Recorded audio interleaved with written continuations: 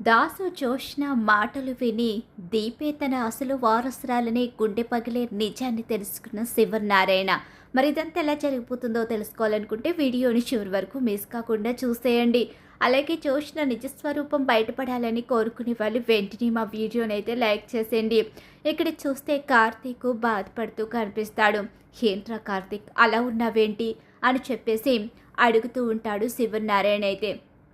బావ మావయ్య వెళ్ళిన దగ్గర నుంచి అలానే ఉన్నాడు అని చెప్పేసి దీప అంటూ ఉంటుంది. ఏరా కంగారు పడుతున్నావా మీ నాన్న గురించి అని చెప్పేసి అడుగుతూ ఉండగానే, మరి టెన్షన్ ఉంటుంది కదా తాత, నాన్న ఎలా ఉంటాడో ఏంటో అని భయంగా ఉంది.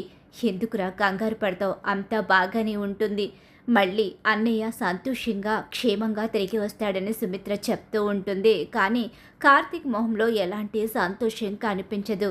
మావయ్య ఇంతకీ తిరిగి వస్తాడంటావా గ్రాని అని చెప్పేసి అడుగుతుండగా, నోరు ముయ్యవే, ఈ మాటలు కనుక విన్నారు అంటే అందరూ కలిసి మనల్ని వాయించేస్తారు, అల్లుడు క్షేమంగానే తిరిగి వస్తాడులే అని చెప్పేసి అంటూ ఉంటుంది. ఇక పారిచేతమైతే, టెన్షన్ పడకు కార్తీక్, ఖచ్చితంగా మీ నాన్న ఆరోగ్యంగా క్షేమంగా తిరిగి వస్తాడు, నువ్వు బాధపడకు అని చెప్పేసి చెప్తూ ఉంటారు తన మేనమామ. అలాగే తాత ఇద్దరు కూడా ధైర్యం అయితే చెప్తూ ఉంటారు. ఈలోగానే కార్తీక్ని ఎప్పుడూ ఇలా చూడలేదు. ఆయన గురించి కార్తీక్ చాలా టెన్షన్ పడుతున్నాడు. అందరికీ ధైర్యం చెప్పే కార్తీక్లోనే ఇంత భయం కనిపిస్తుంది అంటే ఆయన క్షేమంగా తిరిగి రావాలి, ఆయన ఎప్పటికీ క్షేమంగా ఆయుష్తో ఆరోగ్యంగా ఉండాలి అని మనసులో కోరుకుంటూ తల్లడిల్లిపోతూ ఉంటుంది శ్రీధర్ గురించి ఆలోచిస్తూ కాంచన అయితే. ఇక ఇలా జరుగుతూ ఉండగానే ఈలోగానే ఆఫీస్కి వెళ్ళాలి కదా అని చెప్పేసి అంటూ ఉంటుంది జోష్న. నేను ఈరోజు ఆఫీస్కి రాలేనని చెప్పేసి కార్తీక్ అయితే చెప్తూ ఉంటాడు. ఇక దాంతో, అవును బావ ఈరోజు ఆఫీస్కి రాలేడు, ఇంట్లోనే ఉంటాడు, ఎందుకు ఆఫీస్కి వస్తేనే కదా అక్కడ పనులు ఆగిపోతాయి, ఏం చూసినా నీకు మనసు అనేది లేదా, వాడు బాధపడుతున్నాడు, ఆ మాత్రం అర్థం చేసుకోలేవా, నోరు మూసుకుని నువ్వు వెళ్ళు అని చెప్పేసి ఇక ఇంట్లో వాళ్ళందరూ తిరగబడేసరికి అక్కడి నుంచి నోరు మూసుకుని వెళ్ళిపోతుంది జోష్న అయితే. దీనికి ఎప్పటికీ మార్పు వస్తుందో ఏంటో, మనుషుల మనసులతో దీనికి ఎప్పటికీ అవసరం లేదనుకుంటా, మూర్ఖత్వంగా ఆలోచిస్తుందే తప్ప ఒక మనిషిలా ఆలోచించడం మానేసిందని కాంచన అంటూ ఉంటుంది. కానీ జోష్న విచిత్ర ప్రవర్తనకి సుమిత్ర కూడా బాధపడుతూనే ఉంటుంది. ఎందుకు ఇలా చేస్తుంది, ఎందుకు జోష్న అందరినీ బాధ పెడుతుంది అని చెప్పేసి ఆలోచించుకుంటూ ఉంటుంది. ఈలోగా ఇక ఆఫీస్కి అయితే అందరూ వెళ్ళిపోతారు. ఇక అలా వెళ్ళిపోయిన తర్వాత జోష్న ఆలోచిస్తూ ఉంటుంది. బావ చాలా ఎమోషనల్ అవుతున్నాడు మావయ్య గురించి, బావ ఈరోజు ఆఫీస్కి కూడా రాలేదు అంటే మావయ్య ఖచ్చితంగా తిరిగి వస్తాడా లేదా ఏంటి దీప, మీ మావయ్య గారు ఖచ్చితంగా తిరిగి వస్తాడా, నా చెయ్యి చూసావు కదా చాలా పదునుగా ఉంది, కొడితే అక్కడికక్కడే కింద పడిపోతావు, అసలు నువ్వేం మనిషివే, నీకు అసలు కొంచెమైనా మానవత్వం లేదా, మావయ్య గురించి అందరూ బాధపడుతూ ఉంటే తిరిగి వస్తారా లేదా అని అడుగుతావా, అసలు ఏం మనిషివే నువ్వు, చిచి అని జోష్నని మరోసారి దీప అసహించుకుంటుంది. ఈలోగానే ఒక ఫోన్ అయితే వస్తుంది జోష్నకి. జోష్న ఫోన్ రావడంతో బయటికైతే వెళ్ళిపోతుంది. ఏంటి జోష్న ఫోన్ రాగానే వెళ్ళిపోయింది, ఇది మళ్ళీ ఏం ప్లాన్ చేస్తుందో ఏంటో అని చెప్పేసి అనుకుంటూ ఇక ఈలోగా సూరజ్ అక్కడే ఉండడంతో సూరజ్తో పాటు కలిసి తనకి సంబంధించిన వర్క్ అయితే చేసుకుంటూ ఉంటుంది. ఈలోగానే అక్కడికి శివనారాయణ అయితే వస్తాడు. దీప, జోష్న ఎక్కడికి వెళ్ళింది, జోష్న లేదేంటి అని చెప్పి అంటూ ఉండగానే, జోష్న ఇప్పుడే ఏదో ఫోన్ వస్తే బయటికి వెళ్ళింది పెద్దయ్య గారు అని చెప్పేసి దీప చెప్తూ ఉంటుంది. సరేలే నువ్వు నీ పని చేసుకోమ్మా అని చెప్పేసి శివనారాయణ అయితే బయటకైతే వస్తూ ఉంటాడు. ఈలోగా దూరంగా ఆఫీస్కి దూరంగా ఒక పార్క్ అయితే ఉంటుంది. అక్కడ జోష్న అలాగే దాసు ఇద్దరు కూడా మాట్లాడుకుంటూ ఉంటారు. దాసు ఫోన్ చేయడంతోనే జోష్న బయటకైతే వస్తుంది.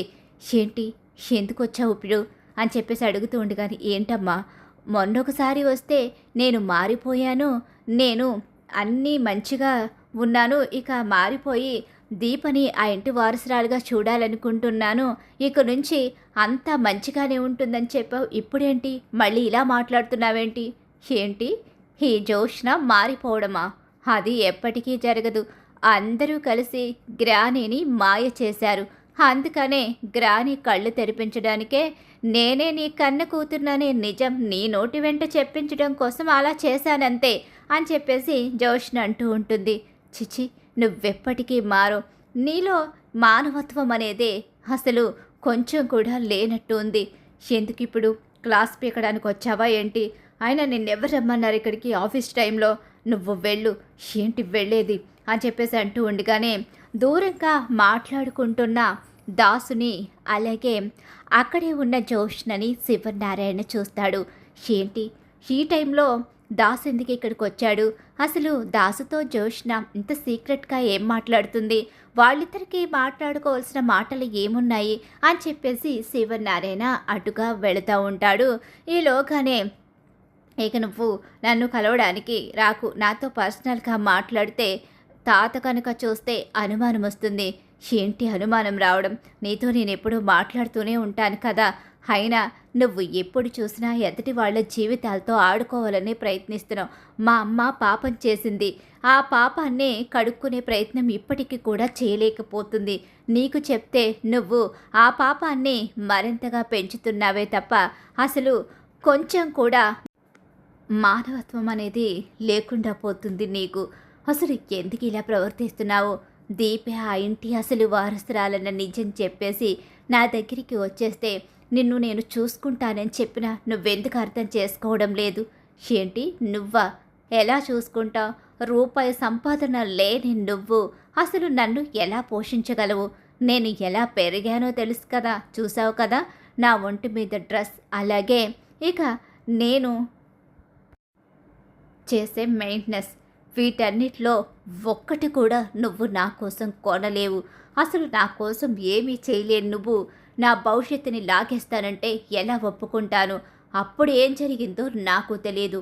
గ్రాని ఆ ఇంటి నుంచి ఆ ఇంటి బిడ్డని దూరం చేసి నీ బిడ్డ అయిన జోష్నని ఆ ఇంటి వారసురాలిగా చేసింది.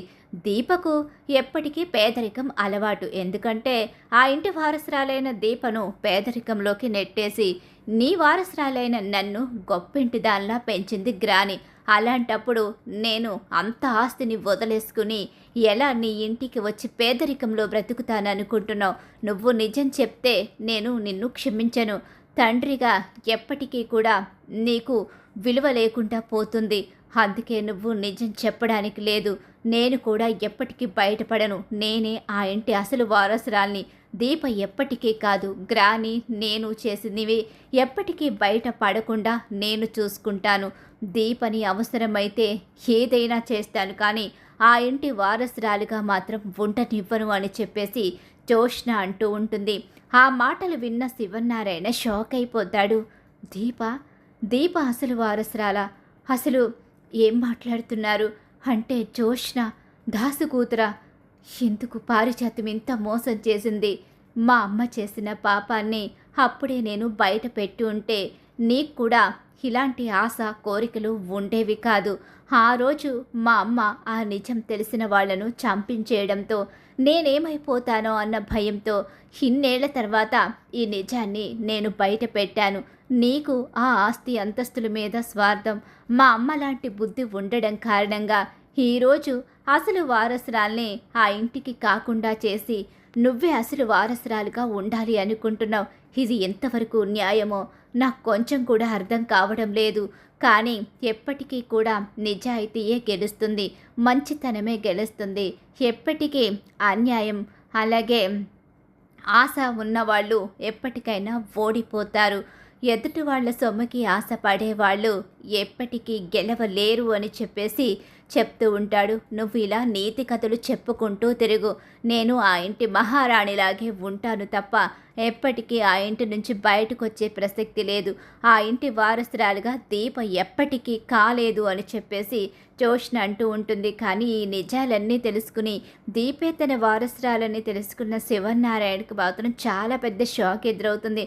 తన పక్కనే ఉంటూ తనకి వెన్నుపోటు పొడిచిన పారిజాతాన్ని తలుచుకుని షాక్ అయిపోయి నిర్ఘాంతుడైపోయి ఉండిపోతాడు. దీపకు జరిగిన అన్యాయాన్ని తెలుసుకున్న శివనారాయణ అయితే. మరి ఖచ్చితంగా రాబోయే కథలు ఇలా అయితే జరిగిపోతుంది. ఇలానే జరగాలని మీరు కోరుకుంటున్నారా? అయితే వీడియోని తప్పకుండా లైక్ చేసేయండి. మీరు ఇచ్చే ఒక్క లైక్ సపోర్ట్ అండ్ ఎంకరేజ్మెంట్గా ఉంటుంది.